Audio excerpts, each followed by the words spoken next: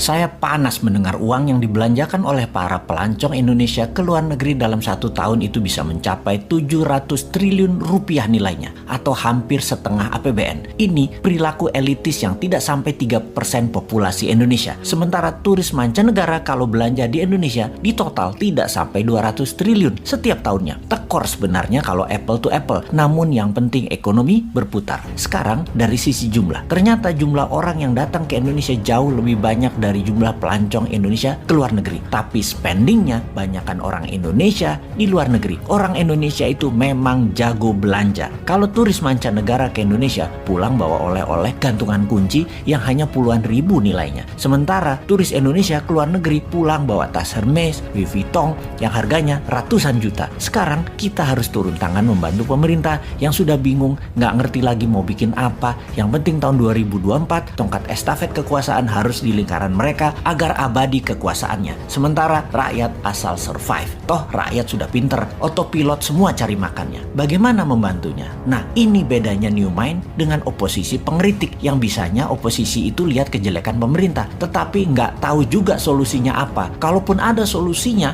hanya normatif. Kita lompat sebentar keluar topik, nanti balik lagi memutar ekonomi wisata agar tidak keluar negeri. Saat ini di media-media juga orang-orang di tempat tongkrongan membicarakan 2024 siapa presiden dan wapresnya Indonesia. Maka banyak nama digadang-gadang. Nama-nama itu modalnya gampang. Bayar aja lembaga survei untuk memasukkan nama mereka, walaupun mereka hanya 1 di antara 10 orang. Pokoknya masuk aja nama mereka dulu. Lalu mulai dibangun citra mereka masing-masing. Yang hebatnya, siapapun mereka itu, tanya satu hal. Konsep bernegaranya apa ketika nanti mereka memimpin negara? Maka jawaban mereka pasti normatif. Pasti umum-umum saja. Seperti stop impor, stop hutang, pro UKM, dan lain sebagainya. Dan faktanya nanti ketika menjabat, semuanya tidak bisa dijalankan karena tidak tahu bagaimana caranya. Mereka semua itu hanya manuver politik dan di otaknya hanya bagaimana menjadi populer dan bagaimana menang mendapatkan kursi di 2024. Mek ngono tok. Hebatnya adalah narasinya bisa membuat rakyat percaya. Oh ya, ini bukan promosi Bosman yang ternyata sudah lengkap cara dan strategi bernegaranya. Bukan loh ya. Bosman bukan mau jadi presiden, Bosman mau jadi lord. Wes, jelas yo. Ini semua buat nyindirin positif. Kita nyindir incumbent, nyindir yang cari popularitas di tahun 2024 dan nyindir oposisi supaya semua punya konsep bernegara. Misalnya mereka mengatakan akan menghukum mati koruptor.